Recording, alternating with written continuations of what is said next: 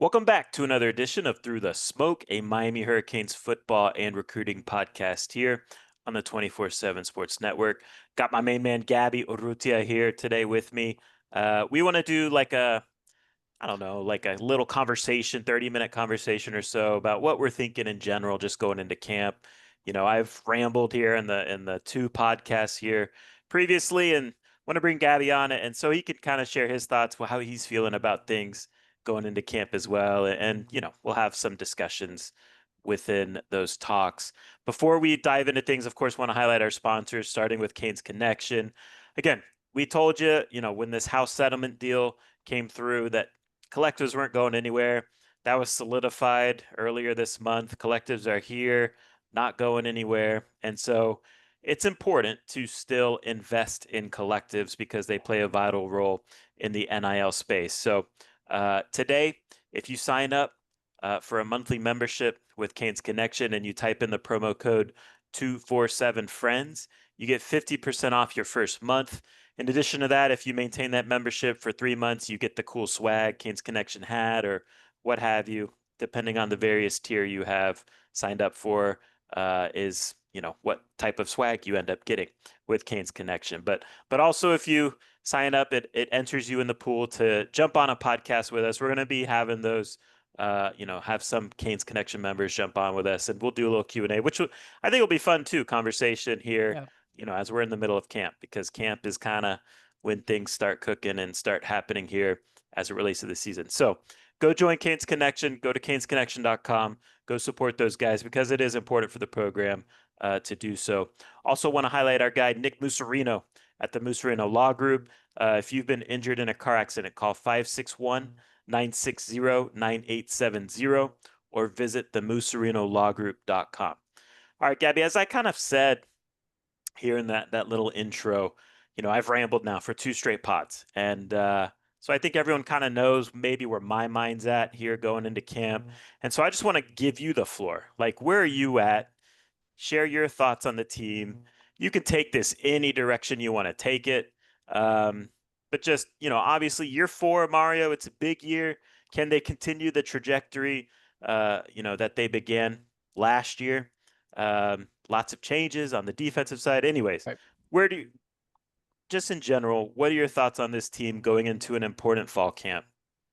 I'm really excited about this team, David, and you did such a good job, just talking about this team. Just want to encourage you in that, like you did, like listening back to you just shows why you're the pro in on this. I mean, it was Thank awesome you. stuff, and I know the fans definitely enjoyed it. But I'm feeling good about this team, man. Last year's team, it feels like a lot of meat was left on the bone with just how elite that offense was relative to how just terrible the defense was. I just feel like this is just a way more well-balanced roster. Who knows if we end up getting the star power on offense that we got last year? There's obviously a ton of question marks with so many pass catchers that Miami lost.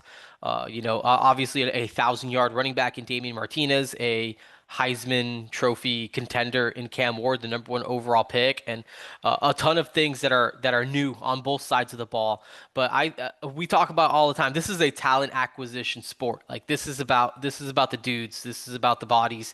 And I think what Miami did to replenish, the well, I think was strong. Getting Carson Beck, and I think everyone has kind of just super Where are hot you at with opinions. him? Because I know at first you were like, but I Yeah. think he's kind of grown on you. It's fair to He's say. I don't want to speak definitely for you, no, but he has. I mean, he has, and it's just because of the body of work. It's just like, I mean, give me that guy on my roster, right? Like, it's you see a lot of the things that kind of didn't go his way. I think there are things to justify the drop off, and he still was what, third in the SEC in passing yeah, yards, maybe, like, and third or high up fourth, and then and third in touchdown touchdowns. passes, and you factor in a bad running game, a down offensive line, a ton of drops from Yeah, talented players, guys that got drafted. To Georgia's credit, some of those guys got drafted, but there was a lot left for that. There was a lot that Georgia offense missed out on compared to past years too. And Carson I Beck, watched. Let me say this. I yeah, so in preparation for ACC media days and all this stuff, and just for fall camp, right? I went back and watched 3 or 4 Georgia games. And look, I'm not saying like Carson didn't deserve blame for how he played because some of his interceptions were bad decisions, bad throws, but also, man, he the players that were surrounding him didn't necessarily help him either. And so I think it is fair to say like last year, his second year starting at Georgia, it seemed like the approach was okay, Carson, everything's on your plate, go do it for us. Yeah, Maybe he's not that guy, but I yeah, think if you surround him with other good players, he can be a very good player, as he showed as a first year right. starter. Like, if I remember right, I think the Tennessee game, right, which is one of the better games he played, right? Started slow. I think he might have started the game, I don't know, three. I'm doing this off memory, so it's not going to be correct, but like 3 of 8 or something.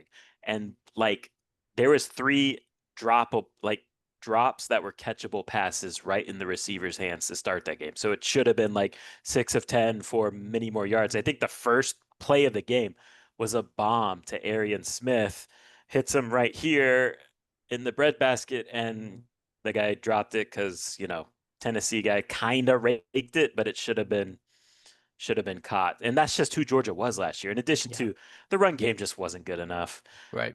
Against Ole Miss, yes, he wasn't great, but the pass protection failed him in that game. So I think there is a belief that everything around him's going to be better. And I think there's something to that at Miami this year.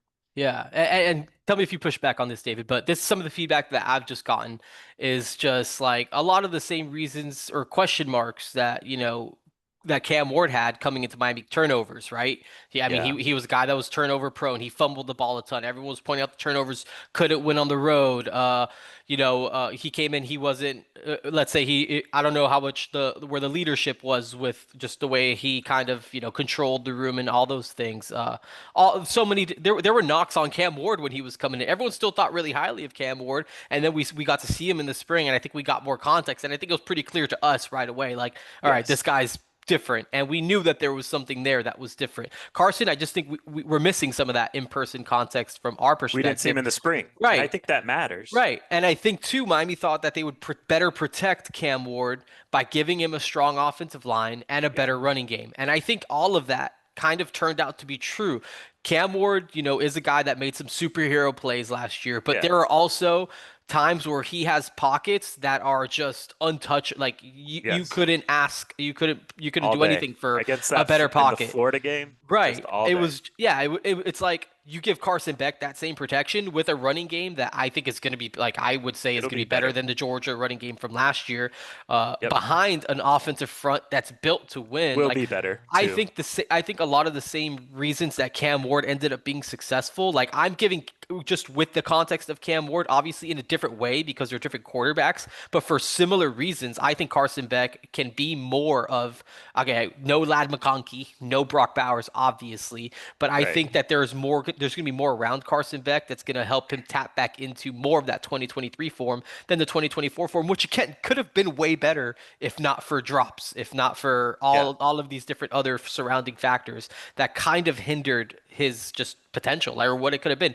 Of course, he's not the perfect quarterback, not saying any of those things, but he's not super far removed from being one of the top Heisman front runners, one of the top names in college football coming back after that first season at Georgia where he balled out. He probably could have gone to the NFL after that season Yeah. and probably gotten drafted pretty high. He came back. It didn't go necessarily as planned, but there are a lot of the same reasons why Carson Beck was so highly thought of are still there. I think there are just a lot of opinions about him. Obviously, question marks with the health and the elbow and the recovery and all that stuff. But if he is 100%, which again, I don't think there's any reason to believe he's not based on everything everyone's saying, the things that Carson Beck was saying to you at ACC Media Day, David. But I'm encouraged by, To me, that's the biggest concern right, for because I sure. think, I don't know, maybe this is a crazy thing for like to the average college football fan, but I do think every part of Miami's offense this year is better personnel wise than what he had at Georgia.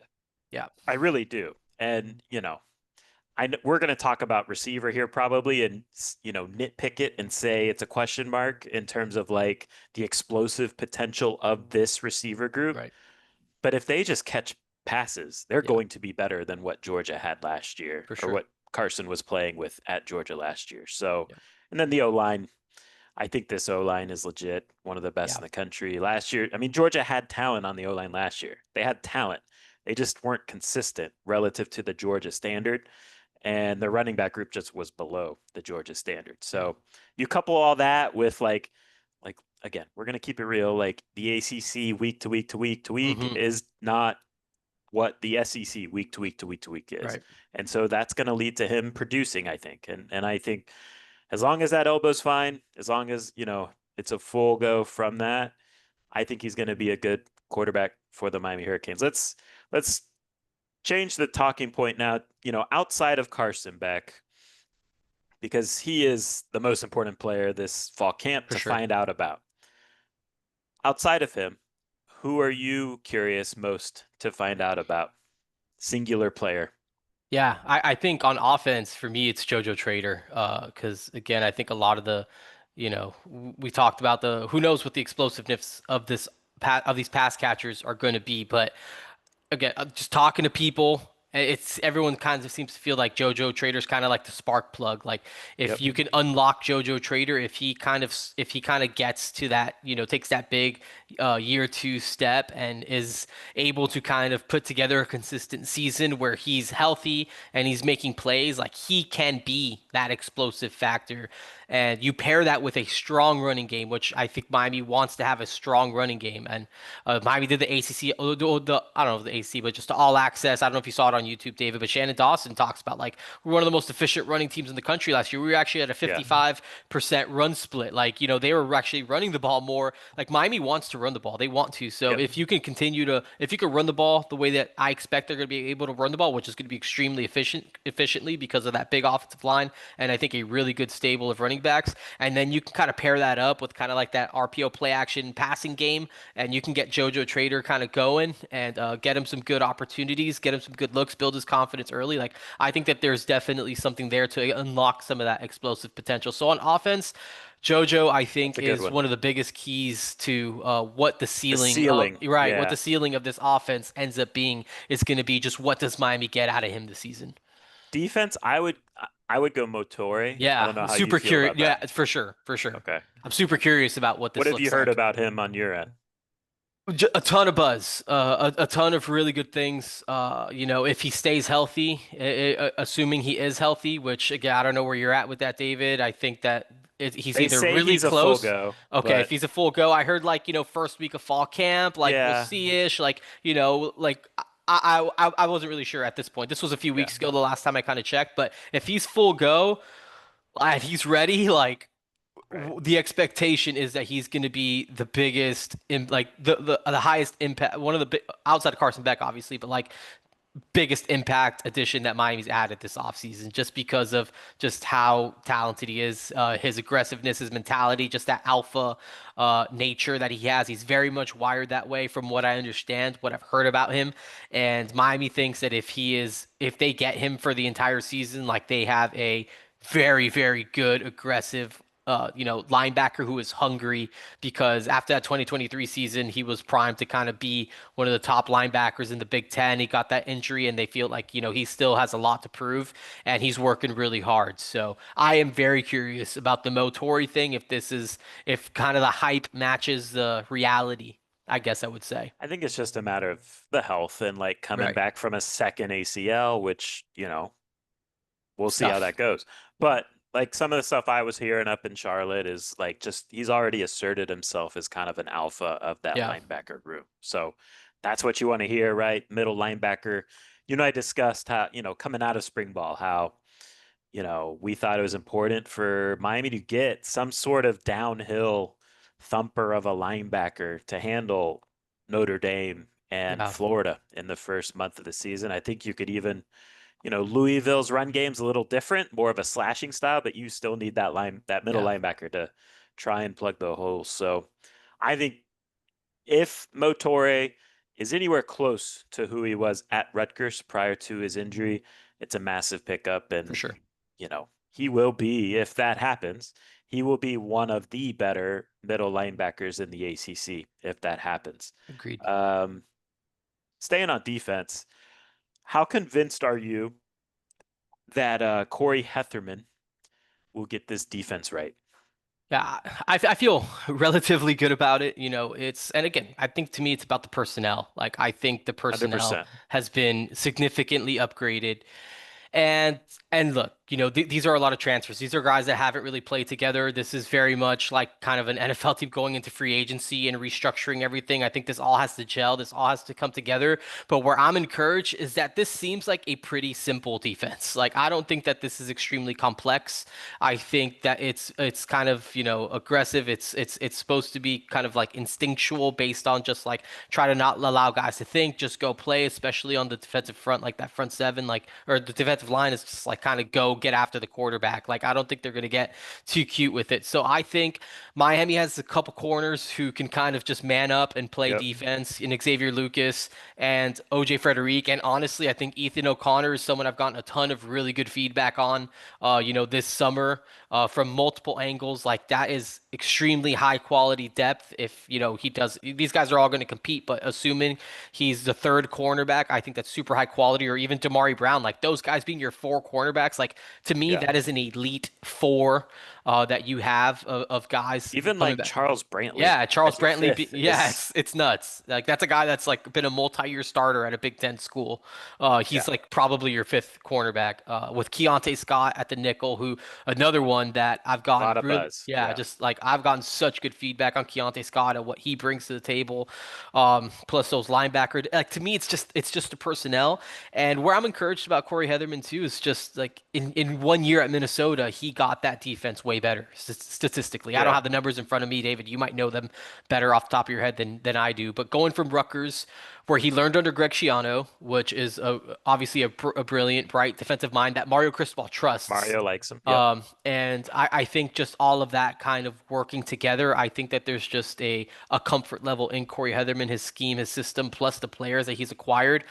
His scheme, I think his, what he would prefer, like personnel wise, just kind of just over the summer, Yeah. trying to figure out like, Length. yeah, just does this look like the personnel that a Corey Heatherman defense would exactly look like? I don't know if it's Who do you think prototypical, who do you but think will benefit most from transitioning to a Heather? Like to me, yeah, it's like Marquise Lightfoot, I think, yeah. is kind of what he's looking for off the Yeah, edge. just kind of like twitchy edge rushers that can Long. kind yeah, that can just kind of get back there and just kind of get after the quarterback. But yeah, I could see guys like that, and even kind of like some of the defensive, like some of the defensive ends that they kind of recruited, right? Like it's kind of just like those. They're different. Ashari Charles is 6'3" generously, I think. Kind of Yeah. like I think it's kind of a small guy. Like I don't know, is this a good fit for? And I'm just throwing this out there. I'm not saying anything, but like, or maybe we can even bring like Ruben Bain to the table. Like he's kind of a little bit like more compact, kind of just like Yeah. get after the quarterback. Like he, loved like a Bryce Perry Wright type as an interior defensive lineman. So like a 6'2", 260 pound interior guy. Like maybe in a perfect world, Ruben Bain. Again, not saying this is happening, but Ruben Bain's Uh-oh. maybe he shouldn't go there.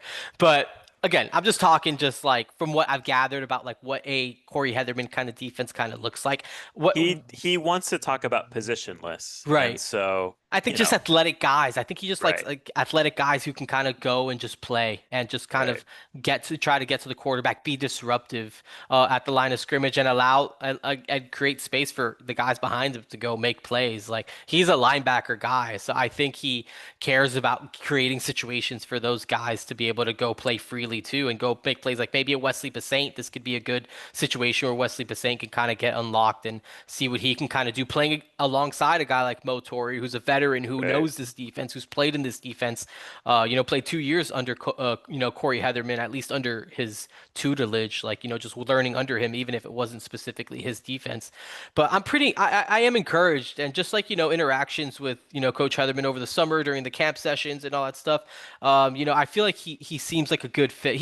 Like, in some ways he reminds me of kind of like a Shannon Dawson type where he's kind of just like more like kind of just like chill and like will just kind of is kind of just like direct and all that stuff, where Shannon Dawson's just a good communicator. I think Corey Heatherman's a really good communicator. I think he's a really good coach. I think he's really personable and all that stuff, just in the ways that I've seen him and the things I've heard from him. So I think that this is a good fit for Miami. I Yeah, think he's a guy that's done it. Also at the FCS level, at James Madison, also right. he worked under Kurt Signetti, right, over there when Yep. they were winning some national champions. So I think he's been around some good people. PJ Fleck obviously is a highly respected coach too. So he's worked under some quality people, and he was a pretty hot commodity this offseason.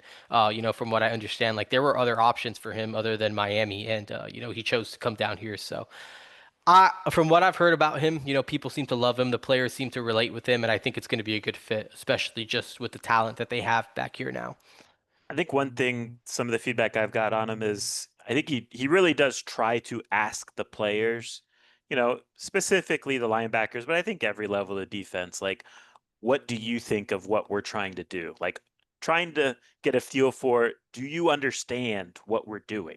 Yeah, And so I think number one, if he feels like there is a disconnect there, I think he looks at himself first as like, okay, maybe I need to communicate this in a different way.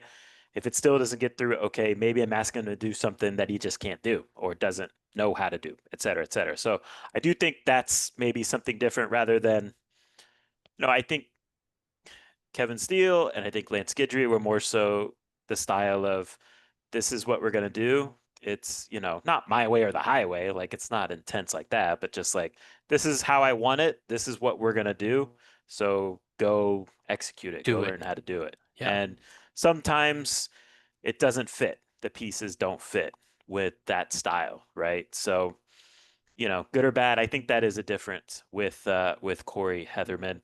I know one area like I think one area coming out of the spring portal that I think was fair to look at as like an area Miami kind of wished they had a little more depth at was safety. yeah, This is we can talk about some news, right? Because they just went out and added I don't know, is he a portal guy? How would you classify Britton yeah. Allen? Just take us through what Yeah, Miami's adding and Yeah, I mean, just a veteran body, right? Like, and by veteran body, I'm not really sure it means that he's played a ton of football. He's just an older guy. He was like originally of 2019, USC signee out of IMG Academy from the Orlando area. Was a scholarship player at USC. I think he suffered a knee injury at USC, ended up transferring to Utah, and suffered another major knee injury. I think he sat out the 2024 season. Got healthy and is kind of looking for a place to play. And I think just situation kind of lined up where there was a spot at Miami for him to kind of come and compete to be, quality depth and, to just have an opportunity to get back at a major, Power Four school. I mean, this is going to be his third Power Four school that he's played at. Three respectable programs in SC, Utah, and now Miami. So, we'll see. I don't know if expectations are super high. Obviously, this is a super late ad. We reported the news for last week Friday. He joined the team. I don't know if it was a week week or two prior. before. Yeah, it Yeah. was probably like a week and a half before. I think he was getting to school like not the Wednesday before that Friday. I think the Wednesday before. I kind of had to sit on that one for what? I mean, I feel like we're probably like 10 A days week. before. Yeah. Yeah, at least. But that was one of those situations where it was just it worked out. Miami has an extra veteran body, basically. We will see during fall camp what exactly this looks like. If he's someone that could be maybe reliable depth, or if he's someone Can at least that's, be a special teams yeah, a guy, special right? teams guy, exactly, who can kind of contribute in some way, shape, or form. And from what the way it was described to me, just help Miami practice better, right? Just give them another good look. Like that Right. stuff kind of matters now with the way the rosters are changing, like getting quality guys who can give you good looks at practice. Like that Yep. stuff kind of matters. So if anything, that's what Miami added, which we'll see. We'll see what it looks like. I think, if we're discussing areas that maybe, I don't know if question marks are the right way to phrase it, because to me, like, one thing that I do like about this team is, like, honestly, I don't know if there is many, like, of course, during fall camp, there is position battles and there is competition taking place, right? So don't get me wrong with what I'm about to say. But when I look at this team, I kind of feel like, in a lot of ways, most of the starters or at least the major rotational players are kind of set. Like Yeah. how it's for the most part going to sort out. So I like that. I do think there's two position groups maybe on defense that I think you could look at and wonder. Okay, is this group number one? Are they ready and or do they have enough bodies? And I say that about defensive tackle, and I say that maybe about safety. Of those two, which is your bigger concern? Because I think the way I look at that, if I'm comparing them, I think I think defensive tackle's in a better spot because I Yeah. think there is more talent there, Yeah. but defensive tackle is also more important. They really need those Right. defensive tackles to be ready this year and be impactful. Whereas I think you can kind of get away with not mediocre, but let's say above average safety play and still be a good team. Yeah. I don't know if you can do that at defensive tackle. Yeah, I agree that those are probably the two of the thinnest spots where it's just like where there's question marks. Where I feel like a little bit better about defensive tackles because I think that there's guys that you could probably just kick inside if you really needed to, if Yes, it kind that's of got fair. to that place. Yes. Like, I think if me personally, I'm not saying that this is what's happening, but if I was drawing it up, right, like I would say top defensive tackles, obviously the two older guys, Ahmad Moten and David Blay, the Louisiana Tech transfer. You got Justin Scott, the upcoming 5-star going into year two, and then for me, the fourth defensive tackle, like to me, it would just be like I would just kick Armando Blunt inside Bain, or Bain, Blunt, or kick Armando, kick Mesidor. exactly all those guys. All those guys have done things like that, and I think just in different situations, in different personnel packages, I think that there could Yeah, be situations where you we're gonna see Ruben Bain kick inside, and you're gonna see maybe an sure. Armando Blunt kick inside, and I think that I think there are ways to mask the lack of total true defensive tackle depth, because then if you're going true defensive Because they tackles, don't really have four yeah, it's like Artavius yet. Jones, Yeah, right? Or like a Dante Simpson, which is a true freshman. That's tough. That's a not big ideal. ask. Yeah. Yeah, I think that's a big ask. It's not exactly where you would want it to be, but I think you can. I think assuming everyone stays healthy, which is another obviously different rabbit hole, but it's like assuming everyone Yeah. stays healthy, like I think there are enough bodies to justify some like, And hey, safety, how yeah, do you feel about it? that's where I think I'm more concerned to, and maybe it's just like this recency thing of just kind of with the way it Yeah. was last year, where it was just bad. So that's where I Yeah. think I'm more concerned about it. I feel better because I think the corners are better. So I don't think like the safeties will Yes. be in as many bad And positions to that's a have big to, deal. and Like, the linebackers are better too. So I think the linebackers and the corners being better, especially just like run fits. Like there were some situations where the run fits by the safeties were just terrible angles, just not really helping yeah. anyone out. So hopefully, just everyone else being better around the safeties to your point, kind Yes. of like masks it a little bit to the point where if you can just be average, you can just kind of be a smart, solid player, just do your job. Right. You can get away with that. So, yeah, I definitely see that. I could see. I think there's an argument to be made both ways, just depending on how you kind of view this thing and which lens you kind of want to view it through. But in general, from just like a big picture roster standpoint, I wish there was just a little bit more at safety because it would just help me feel more comfortable about where things are going heading into this season.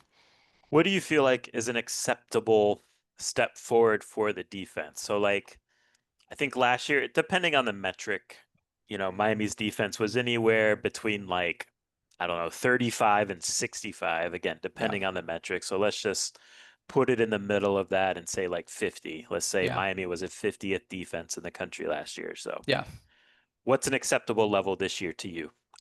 I think with all the moves that are being made and just with the talent I believe is on the roster, I think that this should at least be a top 25, top 30 defense. I was going to Um, say 20, but maybe yeah, that's too high. I don't know. no, maybe it's not. I mean, if I think that I If think they're it's healthy, talented enough. I Yeah, think top 20 is doable. I think the defense is talented enough to make that jump, but I think expecting a natural regression of the offense, like I don't think that this is going to So be the number one offense in the what's an country. acceptable regression? I still think that this could be a top 10-ish, 15? yeah, top 15, maybe top 10, top 12, top 15. Like Okay. I think if you pair together a top 12 to 15 offense and a top 20 to 20 defense. 25. Yeah, if Yeah. you're gonna tell me we're gonna drop to 15 on offense, like give me, I need like a top 20 to 25 defense. Like you're probably playing for your conference championship, which Agreed. is to me personally Gets you to is the playoff. yeah, Yeah. to me that's the goal is get to Charlotte And obviously, you want to win and get to the ACC. You want to win the ACC. Because are we? I don't know if it changes here. Is it no automatic bye for the conference champs? I don't know if that. I know That's correct. Yes, so they do there's no, not. they do not. Okay, I didn't know if that was for the It's following just year, if top that was four. for this year. Yeah. So I mean, you're in the playoff basically. Yeah, If you win the AC, you're in the playoff. If you get to the AC championship game, obviously depending on what else is around you, but you're very likely to get into the playoff. SMU got into the playoff last year, as an ACC, as the ACC runner up. So to me, end goal, you just got to find a way to get to Charlotte. That's my bottom line for this 2025 season. To me, there's kind of like just no more excuses. This has to be kind of the year that that happens. when we discuss the team too, like I think, and look, both you and I, admittedly, like of course we want to see Miami do well. I think Right. it's fair to admit that, right? And so when we view a team through those lenses, I think it's fair to say we probably view things glass half full. Right. On the flip side of things, right? I try to do the exercise of, okay, what's maybe fair to question some things that maybe we're assuming is going to be okay that maybe shouldn't be assumed. Like, for example, like what if it just doesn't come together for Carson Beck like Yeah. you would hope? What if Markel Bell doesn't quite take a step forward at left tackle? What if Ruben Bain What if Ruben Bain just isn't quite an elite defensive end? What if he's just like a good college defensive end? What if the defensive tackles aren't good enough? What if Motore is just not quite back to be in Rutgers form? Right. What if the safeties aren't good enough? Maybe it's something else, right? But is there anything that you're thinking of in that regard where it's like, man, not a pitfall or, this is something I am curious, not in a negative way, but just being honest about like, because there's no such thing as a perfect team and not For everything's sure. going to go well. So what do you feel like, I don't know, is not something that's being overlooked, but something that like, okay, maybe this isn't being discussed enough. Yeah, I think it's fair to say. I think all the questions about like the pass catchers are all super fair. Like, what if like there's a lot of new pieces? Like, you got CJ Daniels who again, playing on that side of the coin, kind of made the move to the power four, went to LSU, and he definitely didn't have the production that he had at Yeah. Liberty. He didn't find the end zone. I think he had 490 some yards, didn't score a touchdown. I think in the slot. Tony Johnson and Malachi Tony, Ray Joseph, like maybe you're having to rely on a true freshman How do you expect reclassified. that to play out? I expect it to end up where I don't know when. I don't know what the Start of the timing of this. year, who do you Yeah. expect? Game one to start. Honestly, I think it's gonna end up being Malachi Tony. Okay. Yeah. I mean, I wouldn't push back on. Yeah. I think And it's like, but it's like to this point, it's just like, is that like maybe that's not like I'm not saying he's a bad player, isn't a good player, but like maybe that's not a good sign. Like, that you have a correct. reclassified true freshman who, as well as he's been performing, and I think, we saw it. Like there I do think they he's love Malachi though. yeah, Like they do believe he is elite. yeah, But to your point, should a reclassified true freshman be starting game one against Notre Notre Dame? Dame. Right, Maybe if he's elite, it's fine, right? right. I'm maybe more conservative in this regard. And so I would say, look, I think you bring in a Tony Johnson for a reason, to be Yeah, honest. Like, why would you waste your time bringing in this yeah, guy? So I kind of view it as like maybe the first month of the season, it's Tony, and then Malachi starts making too many plays where it's like, okay, this is just the guy. yeah. But I do I agree could with see you. Like that. they love Malachi and Yeah, they they really think do. he's going to be a star. Yeah. Yeah, and I think even on the other side of it, it's just like Jojo Trader. I mean, he has kind of gotten, dinged up, and it hasn't been anything super major or Right. anything like that. But like, there's a world where he just kind of maybe just starts having more of these nagging injuries, and suddenly you're kind of throwing Keelan Marion into the fire of being kind of like your primary outside receiver, and there's a ton of speed, and there's a lot of this, but I'm he's really curious just been on a him. gadget. Yeah, me too. What do you get on him? Because Just. They I were think hyping him up a little bit to me, and I don't know. I'm just kind of wait and see mode Yeah, on I that one. think that there's just question marks about just like the consistency. I think just as a pass catcher, just like well, I'm not Right. saying I don't know if it's a drops thing, if it's just like if it's a routes thing, it's just like what exactly that looks like. He's been a lot of a gadget guy, and he's an elite return man, which there's Yeah. a ton of value to that, to being a big time return man. But I think it's another thing to be a reliable, like kind of outside receiver. And I just don't know it exactly. I don't know exactly what that looks like for Keelan Marion in a situation where he kind of needs to be the guy, outside of just being, a solid maybe rotational player. Again, I don't really know what it looks like. I'm not even 100% sure what to expect from Keelan Marion right now. I just Right. know he's fast. They say he's sudden. All of those types of traits, which that's what they're looking for. They want to get Right. faster, so there is a ton of value in that. But we've seen Miami have fast guys, Tyler Harrell, and they just couldn't kind of unlock him. Yeah. They couldn't figure that out.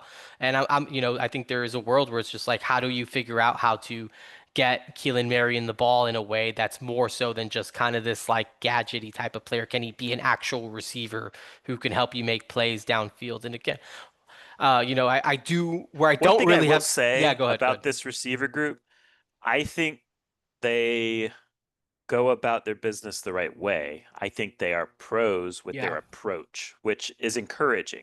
I think what you and I are speaking to is like just what is the elite talent level like right, of this receiver? Because let's be real, like Tony Johnson, Keelan Marion, and CJ Daniels, if they were that level, they'd be in the NFL. They'd for be sure. because they're older guys now. Yeah, But on the flip side, in terms of making this a positive, they're older guys that care about, you for know, sure. their craft. You know, CJ Daniels supposedly is like this big time Yeah, alpha like leader and like leading the charge in the film yeah, room and holding guys accountable. So these are all good things. right. What we're talking about, I think, with the receivers is like, okay, when you face Notre Dame, when you face Florida, when you face, I don't know, who's the third team with good corners, I don't even know. that's going to test you, right? Maybe Like Florida State. I don't know. SMU. I'm not sure. Louisville, I don't know. Louisville, maybe. Let's say Clemson in the ACC championship Yeah, game, right?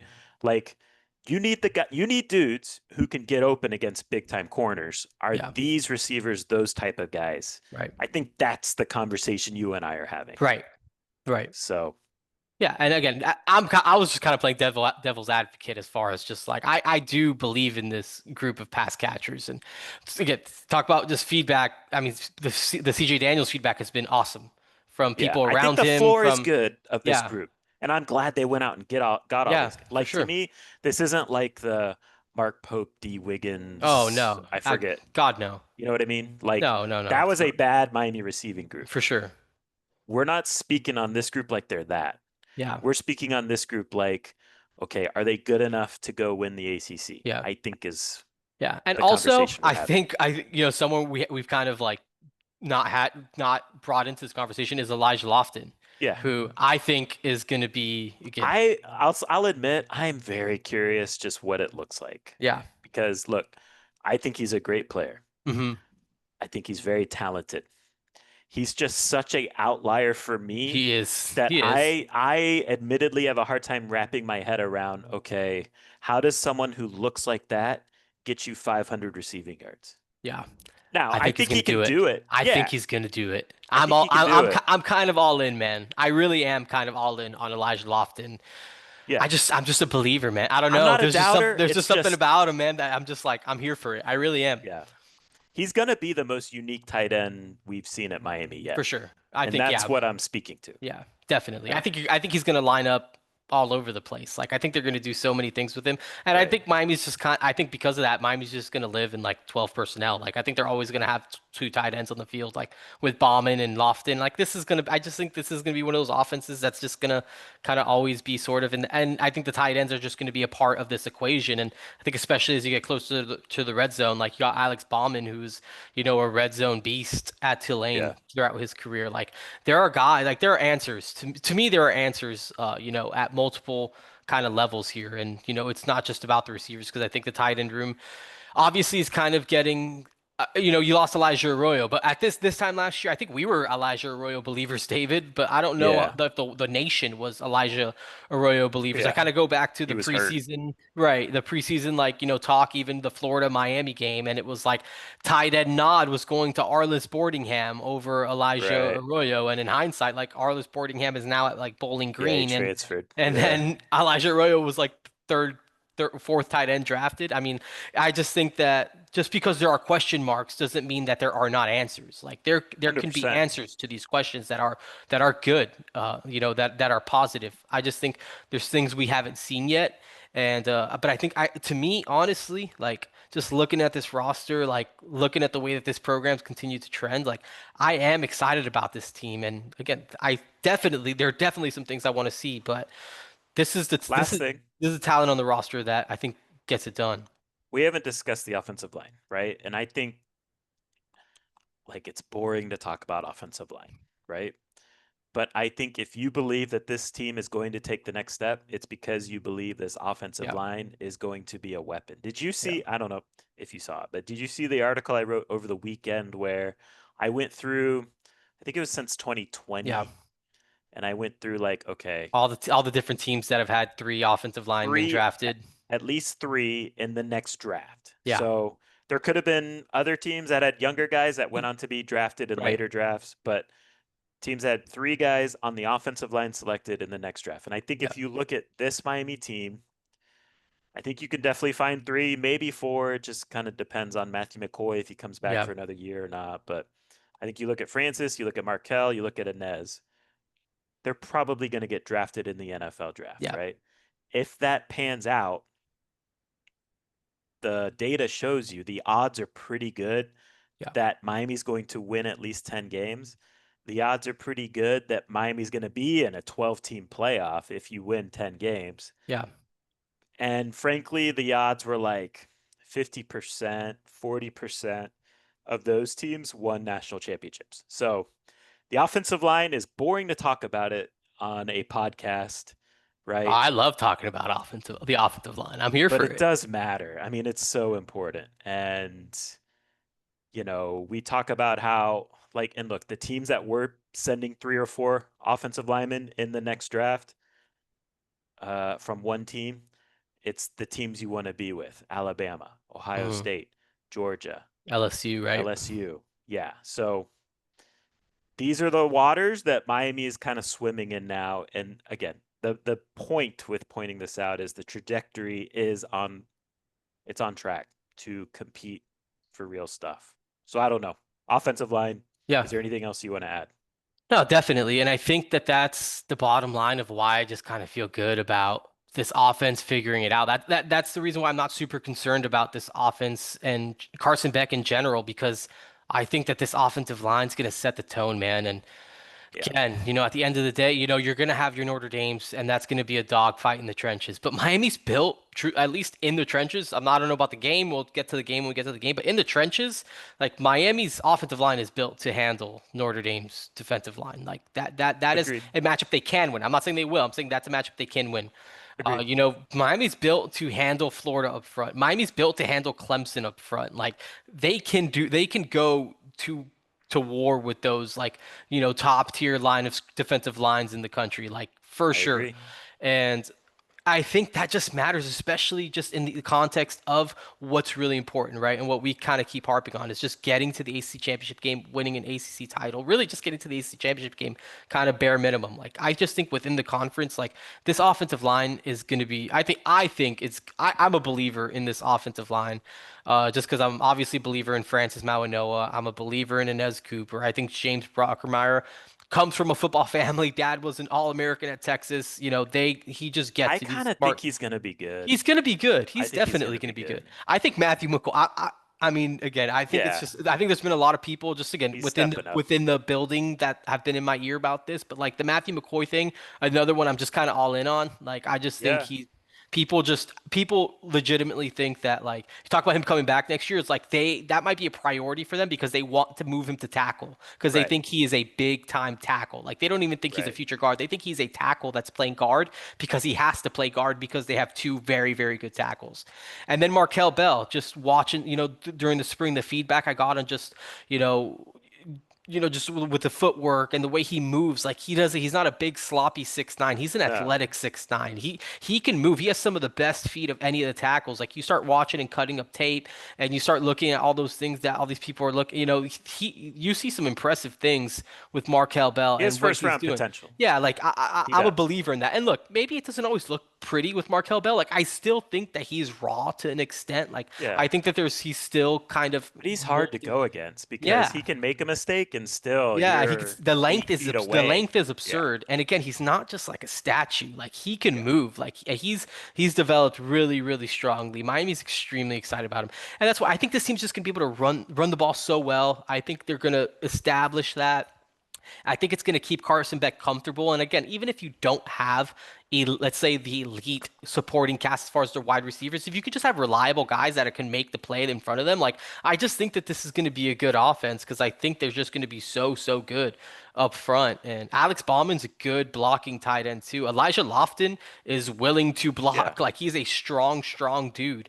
I just think that there's a lot to be excited about with this offense, and really, to me, it starts up front with that offensive line, and then you just build out. Like this was always the vision, right? Like just to build Correct. up that offensive line and just kind of build it around. I think with a quarterback like Carson, who's a smart, older veteran guy, with those, again, we talked about the running backs, but I really like the three running backs. And we'll see what it looks like and how it shakes out, and who ends up kind of emerges as like kind of the alpha of the room, whether that's Fletcher or whether that's Lyle. Again, a ton of buzz about Marty Brown. I think it's just a really good three-headed, running back room. With I don't know, man. I'm just a believer. Like maybe this will slap me in the face one day. Like maybe this will backfire, but I just trust in what this offense is going to look like behind those guys. I'm with you. I think it's all there on paper. Now they got to go out and do it. Right. And it's up to the coaches to put it all together and get it looking how it should look because on paper, it looks the right way. So we'll get out of here on that note. Appreciate everyone for listening. Again, fall camp starts at Miami Thursday, practice one. The day before on Wednesday, they have the team media day. So plenty of buzz scoop coming out that day. So check out InsideTheU.com. Again, this is the time, in my opinion, to sign up. If you're not a member yet at Inside the U, go sign up now for an annual subscription. Jump on the message board, have fun with all that madness. It's endless entertainment, and of course, recruiting's always interesting to follow. So appreciate everyone for listening. We're excited for this 2025 season, year 4 of the Mario Cristobal era. I think it's going to be a fun one. But this is just the beginning of this journey. So Yep. appreciate everyone for listening. And until next time, take care.